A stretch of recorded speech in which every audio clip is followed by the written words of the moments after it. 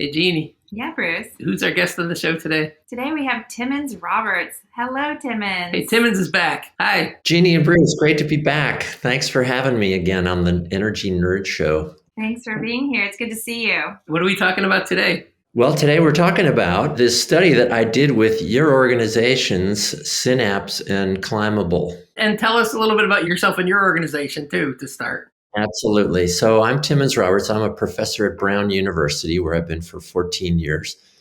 And in that time, I've been working a lot on energy policy in New England, especially in Rhode Island. And I run something called the Climate and Development Lab with a bunch of mostly undergraduates and then the occasional postdoc. And I work with local groups as much as possible. And that, I guess, gets me to this project. So the project that I wanted to talk about, what happened was Brown University has some very supportive, generous alumni. And one of them gave some money to the university that they wanted to be spent on climate change solutions. And so a few of us pitched in ideas on what we could do. And me, having worked a lot for years trying to get Rhode Island and the region moving forward on climate change, I pitched the idea of public utility commissions, as somebody said, the most important agency you've never heard of, as a topic that would be really important to get people talking about and to help with people's understanding and collect ideas from across the region on what direction we should take in trying to advance climate change action and on clean energy as well. It ended up being quite a big project. So what happened was this Brown alum gave funding for solutions work. And I said, all right, I want to work on PUCs, but I don't have the capacity. I don't know enough. And I don't think that it's going to be very useful if it's just a Brown University study. So I hired Synapse Energy Economics and Climbable, right, this exciting climate and energy outreach firm, to work on public utility commissions and to hold a series of workshops across all 6 states in New England. And it was quite a roadshow we had. I mean, these were very well planned thanks to the gens, and we had huge lists of people that we invited. We sought to increase the diversity of voices that are being heard about this particular agency. And we offered to not just have a one-off workshop, but then also to include interviews with people. So we held workshops in each of the state capitals, Montpelier and Concord and Augusta. And then we did a second round of workshops, which were all virtual, so that we could try to catch more people that hadn't been able to attend the in-person ones. And we were doing this right at the tail end of the COVID epidemic. So we had people, wearing masks in some of the first ones. But from the beginning, we had some great workshops, and we learned a ton about what's going on in each of the states on the issues of advancing climate action, and then how this particular agency, the public utility commissions, are, doing what seems like a better or a not so great job in including community voices in their decision making. So I'm happy to explain why public utility commissions are important, what they do, and then what some of the issues were that came up in all these workshops, in these 12 workshops. Most of it was spent on smaller groups where we broke into groups of 4 to 7 or 8 people and then collected just tons of ideas. And all of this is on the climbable.org/Brown website. That was climbable.org/Brown. And in there are all of our presentations that we gave, the initial report we did based on sort of desk research, and then the big report summing up what we found from the workshops, what people said. Can you give a summary or a few examples of the kind of ideas in the report? Yeah, so the ideas, first of all, on why public utility commissions are so important. Legislature and the governor can pass bills and executive orders and so on, telling their agencies to do stuff on issues like climate change. But with utilities that deliver all of our electricity and our natural gas, they have sort of a monopoly over delivery of this electricity or natural gas to a particular territory of land, right? And the number of households and businesses that are in that space. So the deal was that if private companies were going to get that monopoly, that they would be very closely regulated by the government. In the United States, it's been state governments. And so in each state, it's a little bit different, but in general, and in New England, there are commissions, which are called generally public service commissions or public utility commissions, and they are appointed by the governor, and the governor gets to appoint, some every year or two, and then it sort of turns over as the governor's been in power for a few years. And so they can be dominated by the political party of the governor in general, but there tends to be rules about balance and so on. A lot of these commissioners, a lot of them have backgrounds in the utilities which they are regulating, which is good and bad, right? They know the ins and outs of how these things work, but then they also are often, people are concerned that they're overly sympathetic to their utilities, or even that there's some nefarious influence there. There's a lot of concerns about who are public service and public utility commissioners, and that's what Jared Hearn, my postdoctoral research fellow, who finished his PhD recently from George Washington University, found that there's really important trends in who these people are, and it ends up being quite important. I just read that paper this week. We should put a link to it. That would be awesome. He's become the national expert on who are these commissioners, and he went on the web, looked up their LinkedIn profiles and all their bios and so on to see what their, career backgrounds were and their political parties and so on. So there's like 800 or 900 of these people in the United States, and they end up being really important in how we're doing in terms of meeting climate goals. So the legislature and the governor set these climate goals, but then the utilities have to carry out a lot of the work. And utilities in general aren't super enthusiastic about having to do that work. They've been told they have to deliver these, natural gas or electricity cheaply and reliably. And this climate stuff has come much more recently. And the same with the commissions. They've been told that reliability and affordability are at the top of the list. Anyway, so our study, we tried to get community people, some legislators, some PUC commissioners came, some state agency people came, and then a lot of environmentalists and community agency people. All these people came, and they told us all kinds of great stuff. We divided the sort of themes that came up into 4 areas: actions that legislators can take, actions for governors and their agencies, actions for public utility commissions themselves, and then finally actions for all the rest of us. So there was in total about 12, so about 3 per each of these 4 areas. For the legislators in every single state, people said that the current balance of power is completely unequal. And here's the reason. Utilities have piles of money that they get each year from all of us who pay our electric bills and our natural gas bills and so on.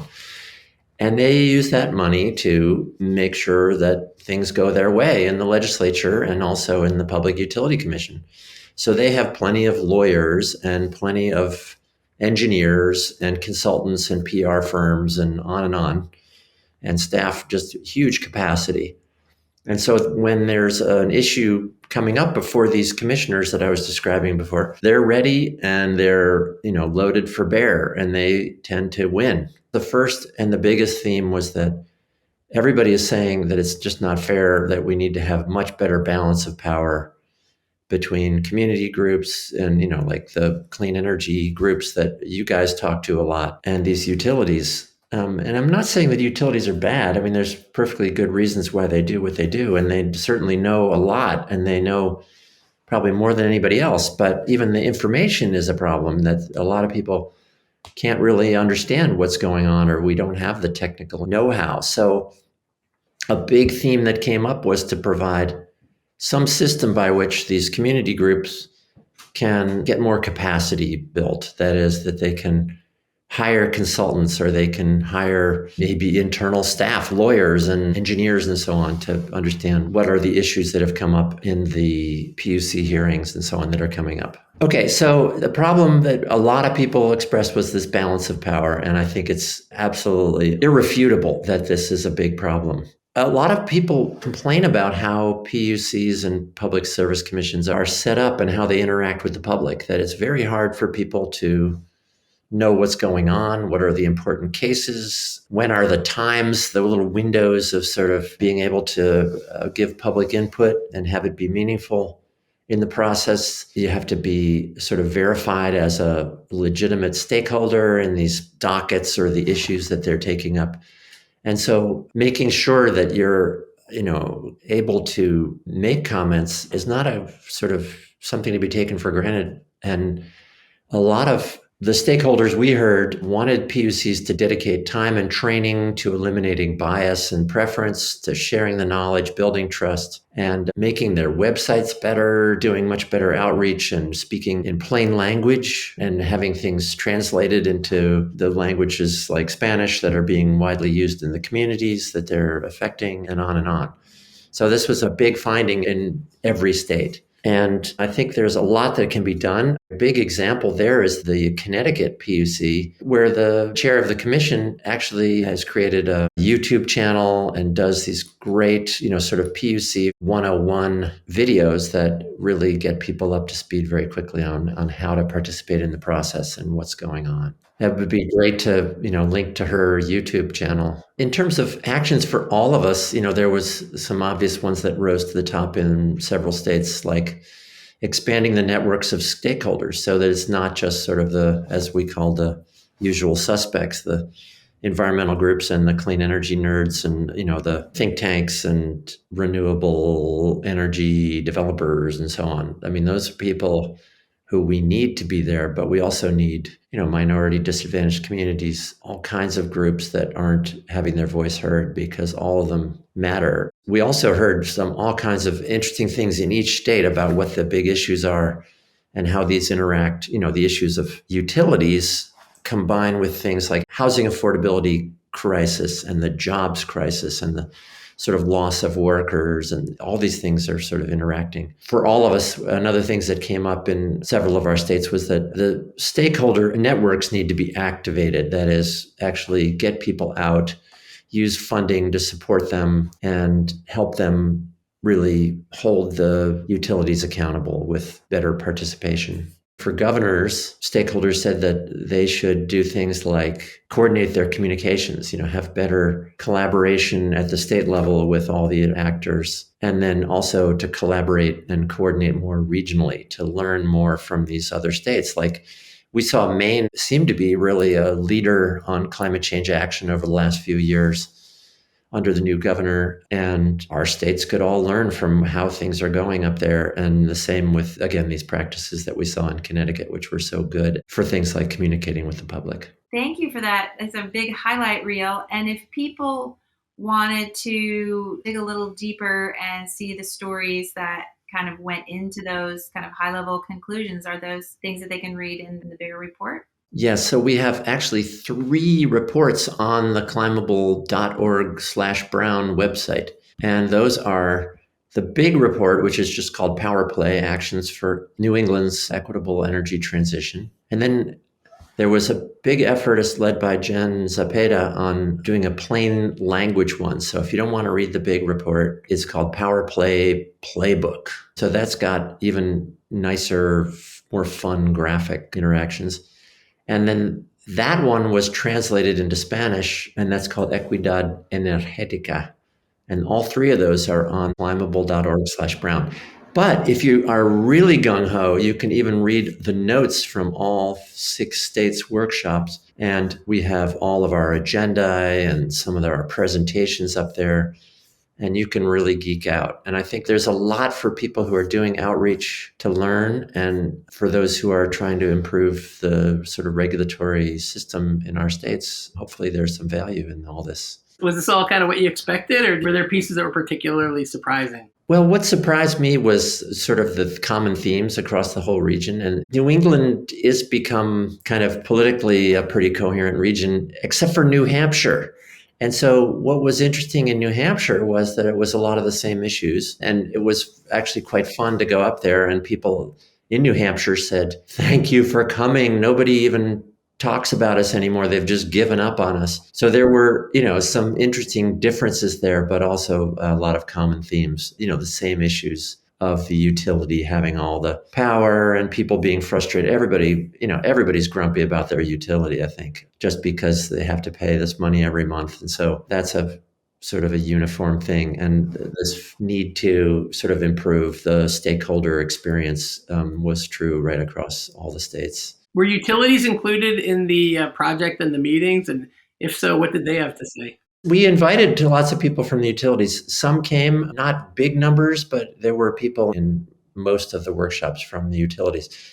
And then sometimes we had people from smaller, cooperative, that is the small local utilities and not the big ones. So, Timmons, based on project, I mean, it took a couple of years, right? It did. It took about a year and a half. So, collecting all this information and learning about utility commissions and utilities, what's your level of hope or optimism for commissions can actually grapple with climate change in a way that will get utilities motivated and doing what needs to get done at their level? Well, Bruce, I feel like that there's growing frustration with what's going on in the States. And we've passed some very ambitious goals, things like net zero by 2050 or 45 or 50% reductions by 2030. I mean, those are, staring us in the eye. It's getting tough. We got to get busy here. And, things like hooking up renewables to the grid or, making it possible for people to put solar on their houses or, for a big developer to connect up and even build and get, permitting for a big wind array or a solar farm or something like that. This stuff has to get sorted out fast, and PUCs are backed up and their processes are very arcane. And I think people are waking up to how important this issue is and how important that particular piece of the puzzle is. So I guess I feel like in these workshops, we saw that there are a lot of people who care about this. Many of them knew a lot. Many of them didn't know much. And so we hope to help make this accessible and useful for both of those groups, at least for the people who know a lot, as sort of a summary of what people are thinking out there and how much they want this process to change so it's more just, equitable, so that the concerns of other actors, especially community actors, are heard in the utility battles.